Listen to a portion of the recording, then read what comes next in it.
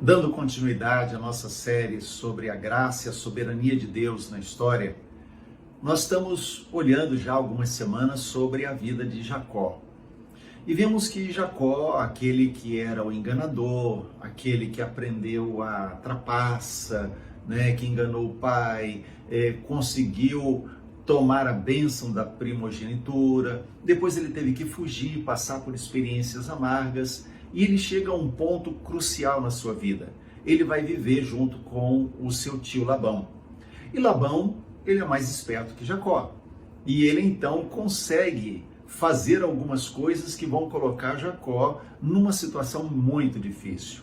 E é aí que nós queremos parar e pensar nesse momento da vida de Jacó. Lembrando sempre de uma coisa: Deus usa as circunstâncias para tratar o nosso caráter.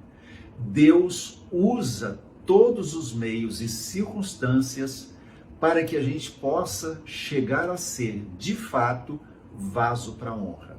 Mas antes de olharmos o texto de hoje, vamos orar.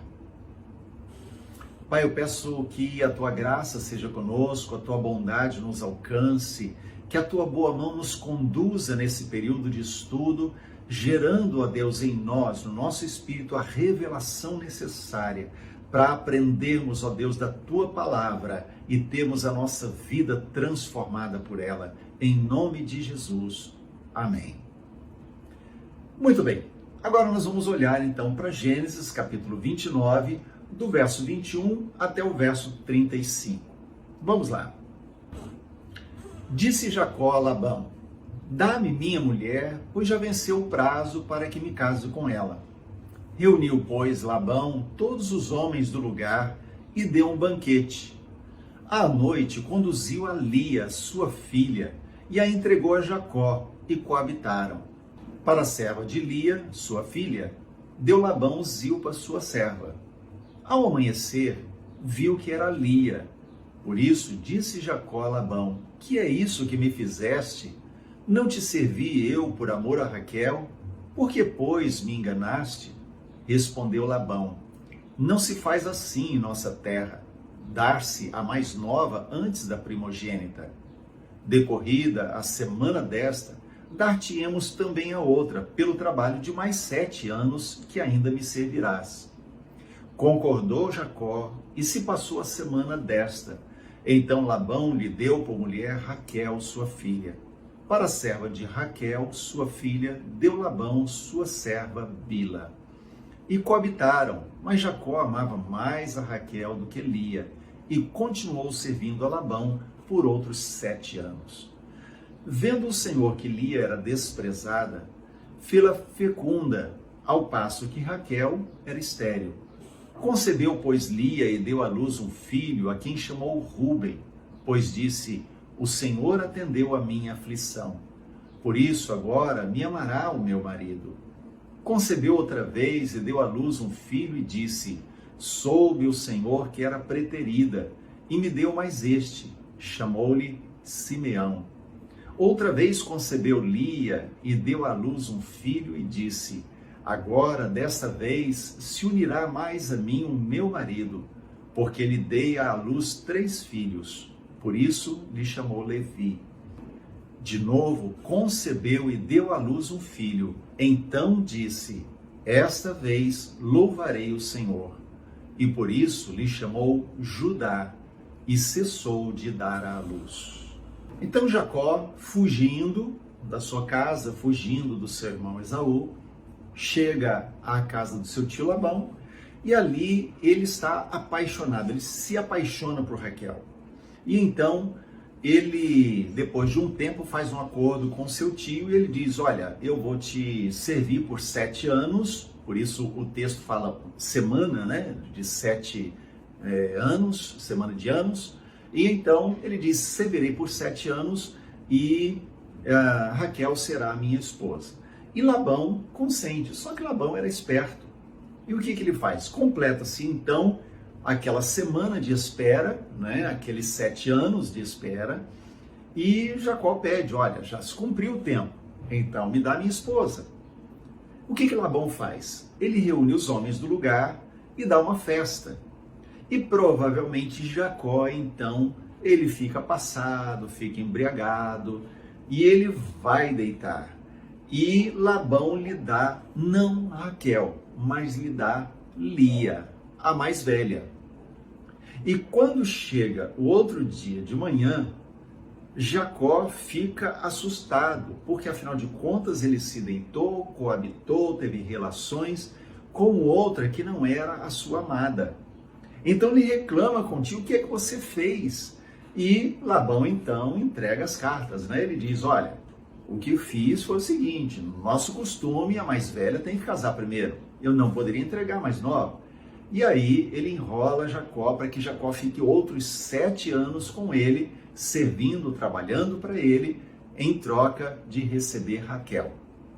Bom, Jacó então recebe na mesma moeda. Aquele que fez a trapaça é trapaceado, aquele que enganou é enganado. E é sempre muito doloroso quando a gente recebe na mesma moeda.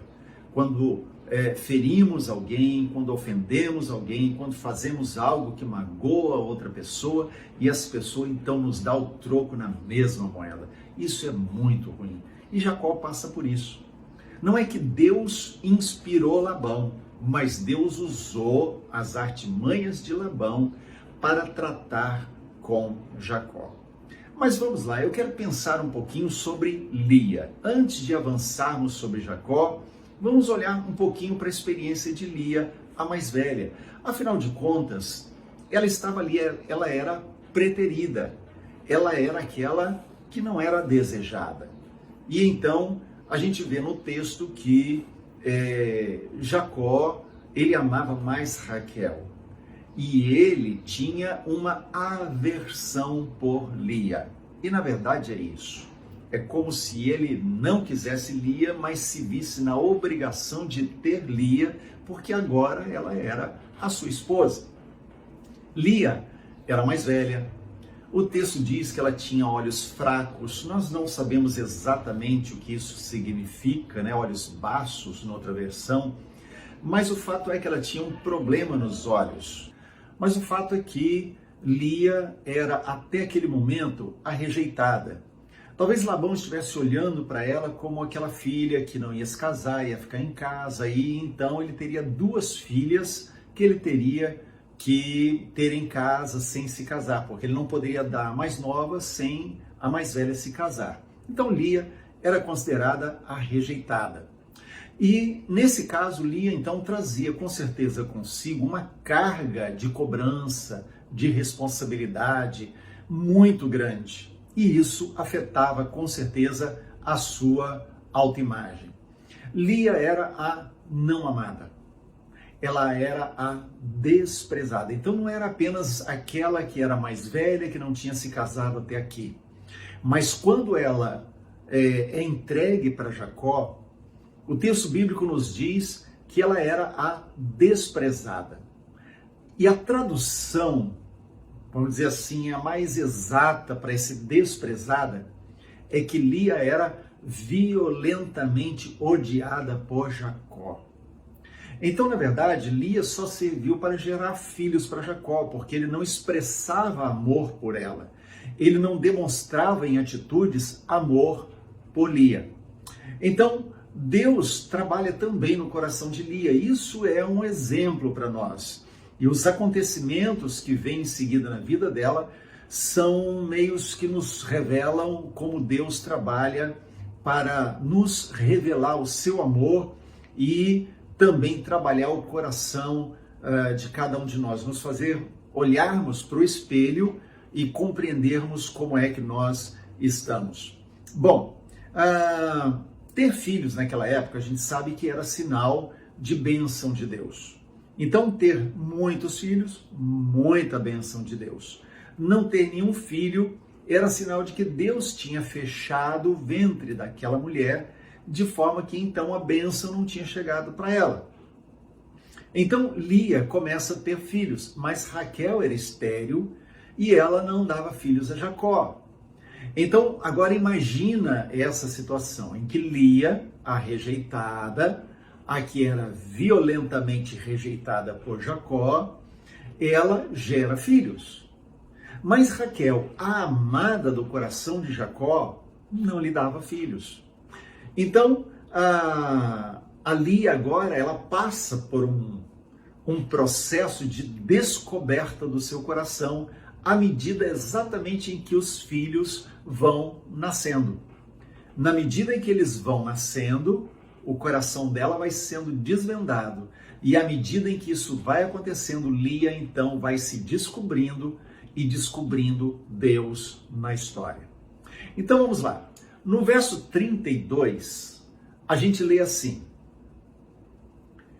concebeu, pois, Lia e deu à luz um filho, a quem chamou Ruben, pois disse: o Senhor atendeu a minha aflição, por isso agora me amará o meu marido.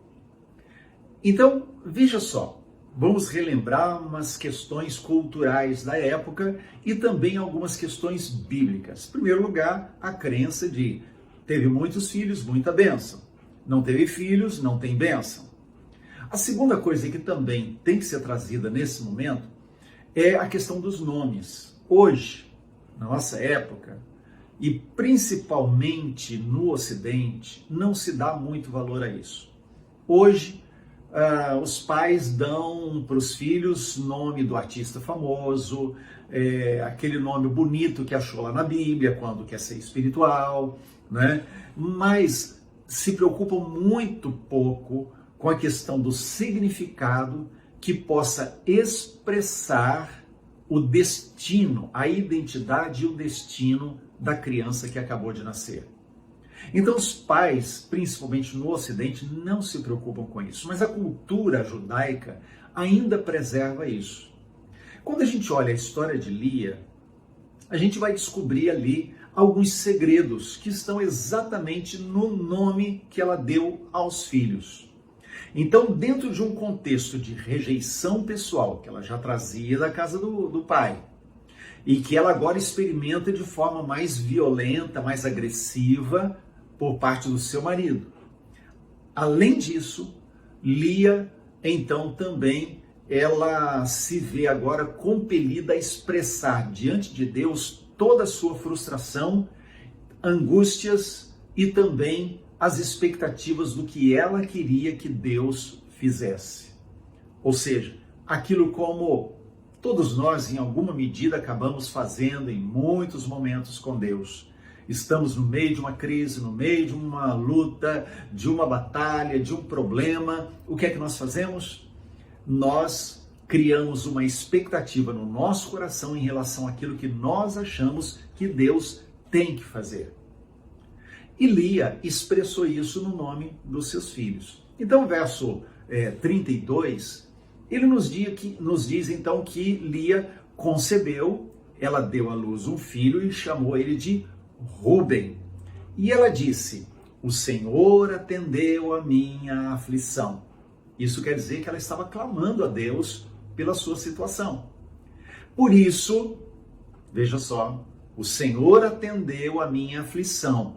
Como o Senhor atendeu? Dando um filho. Aí ela diz: por isso, pelo fato de Deus me dar um filho, agora o meu marido vai me amar. Aí ela põe o nome de Ruben. Ruben quer dizer olha, de olhar, olha. É como se ela estivesse dizendo, ao dar o nome ao filho, dizendo assim: olha, Deus me deu um filho, agora me ame. Quem sabe agora a felicidade vai me encontrar, porque, olha, Deus me deu um nome. Imagina essa criança, ela começa a crescer. E ela se torna um garotinho, né? E depois um adolescente, e sempre sendo chamado, olha, olha. E na verdade é como se ela estivesse falando para Jacó o tempo todo: olha o filho que Deus me deu, então me ame. No fundo, o que Lia estava fazendo naquele momento era criar uma expectativa em cima de um fato, como que obrigando Deus a mudar o coração de Jacó naquela situação toda. Então ela está dizendo que, olha, Deus me deu, agora tem que vir a felicidade junto.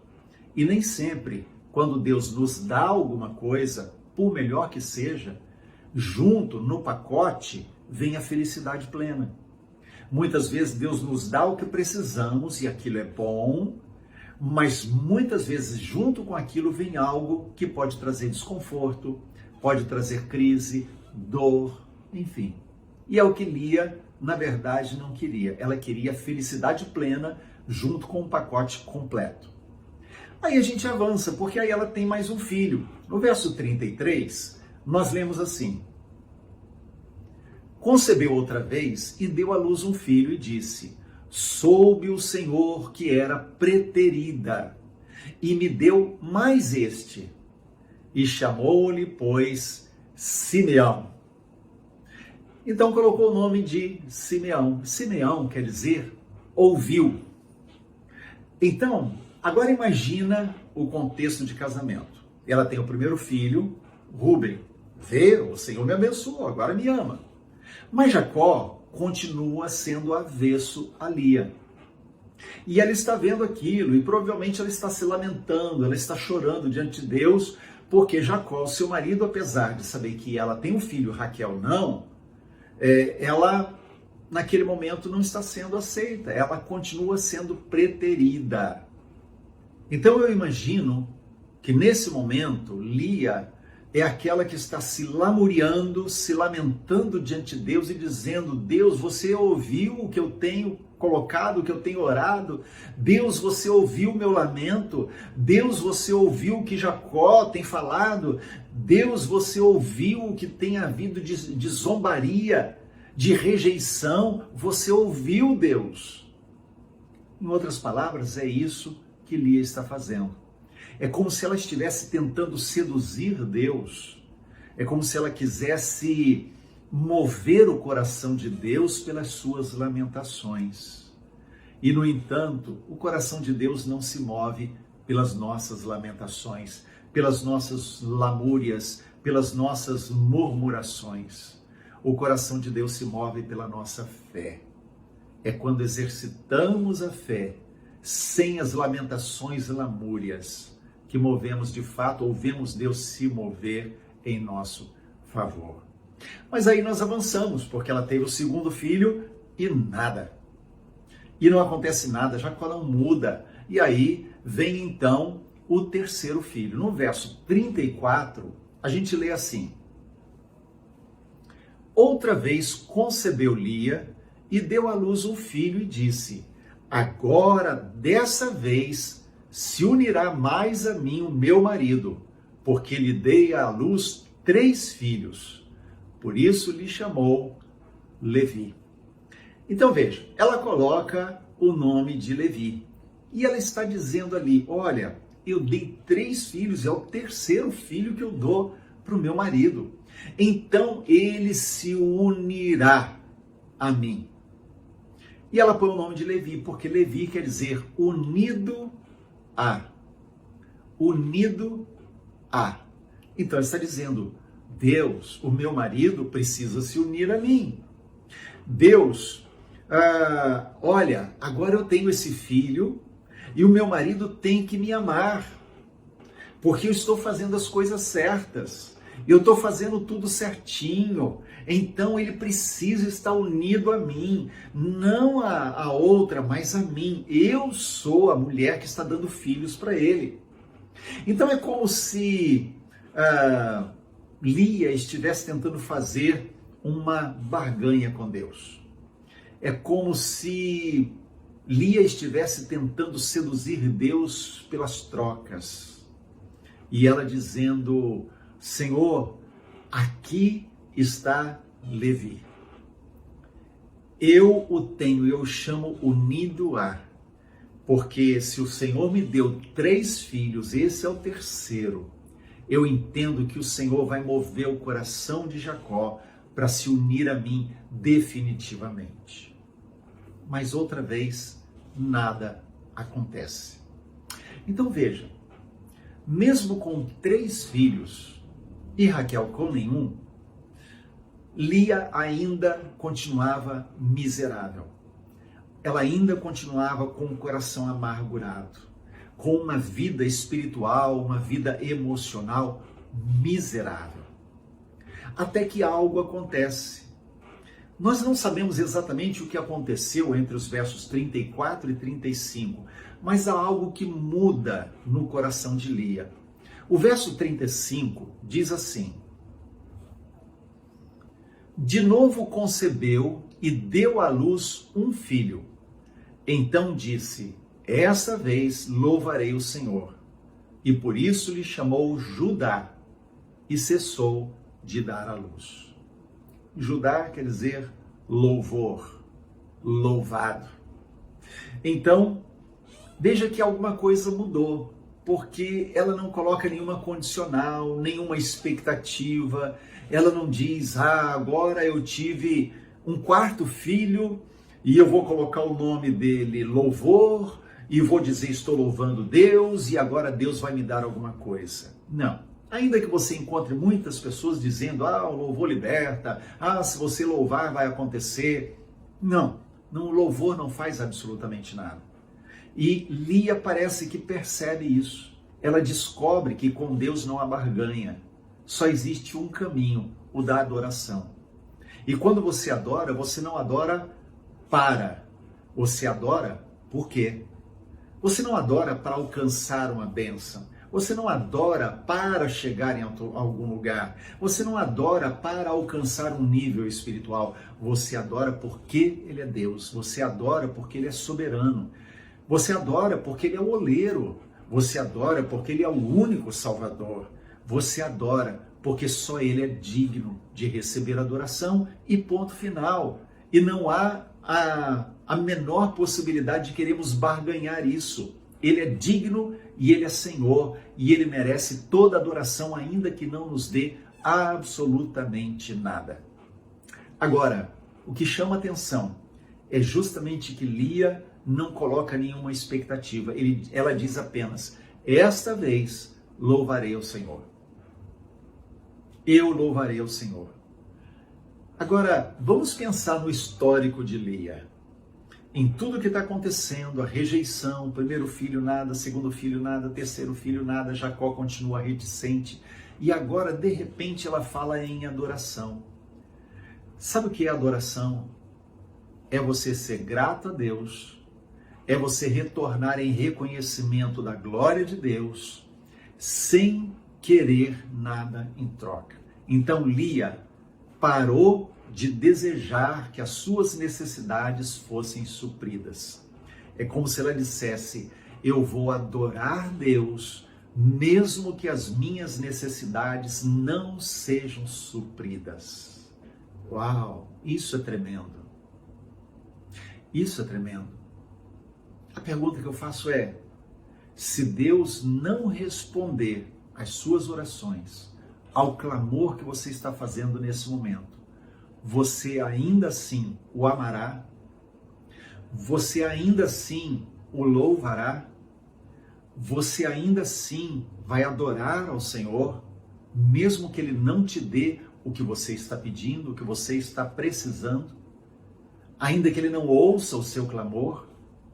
Lia chegou a esse ponto e ela entendeu: eu louvarei ao Senhor, mesmo que Ele não me der o que eu mais desejo nessa vida. E é isso que eu e você precisamos compreender.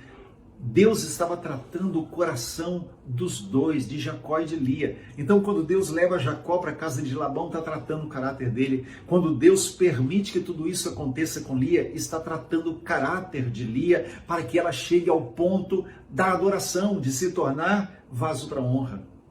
E aí é curioso, porque Jacó precisa de uma vida inteira para ser mudado. Lia precisa apenas do nascimento de 3, ou melhor, do 4º filho. Quando chega no 4º filho, a vida dela já está mudada.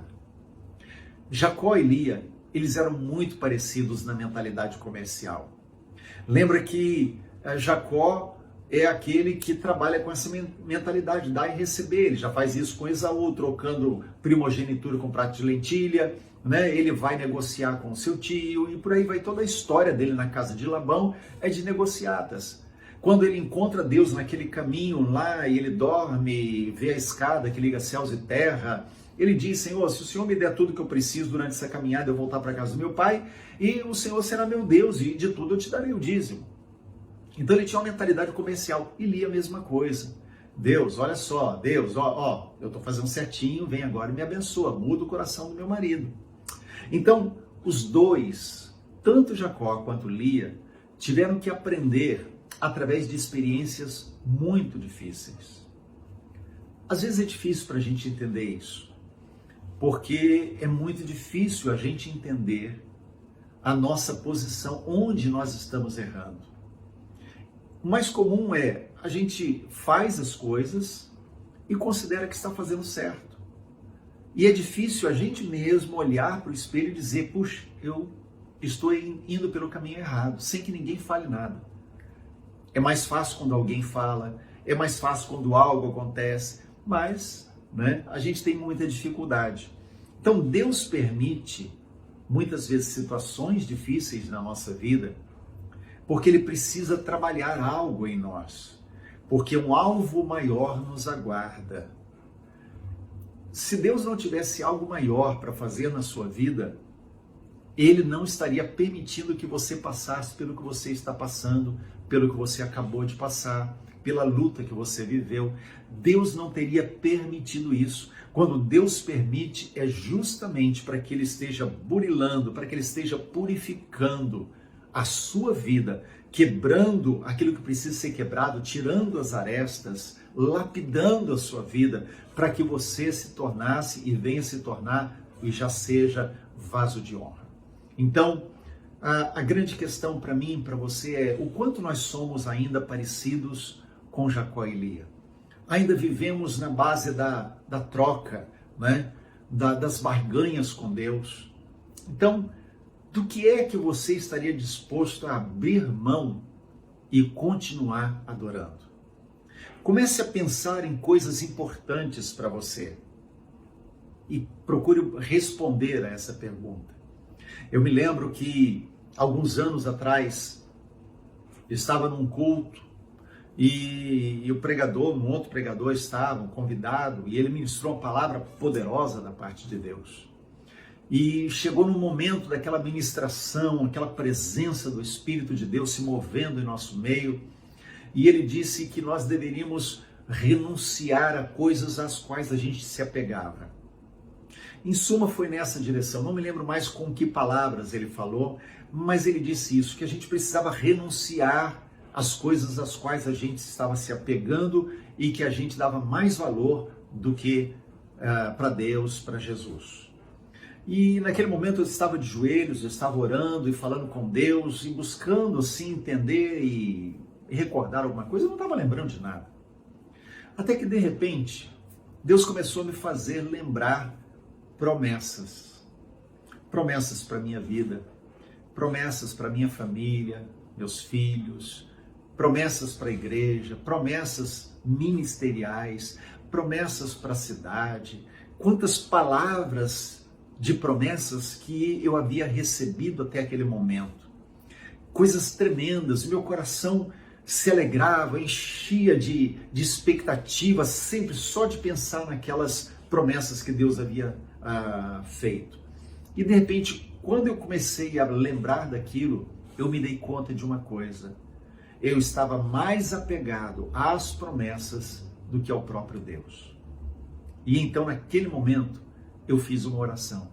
E eu disse: Deus, eu entrego as promessas. Eu entrego todas as promessas que o Senhor me deu. Veja bem, eu não estava renunciando às promessas. Não é isso. Eu não estava dizendo: Deus, eu devolvo as promessas. O que eu estava fazendo era: Deus, eu deixo de amar as promessas mais do que o Senhor. Se o Senhor quiser cumprir essas promessas um dia na minha vida, eu estarei aberto para receber.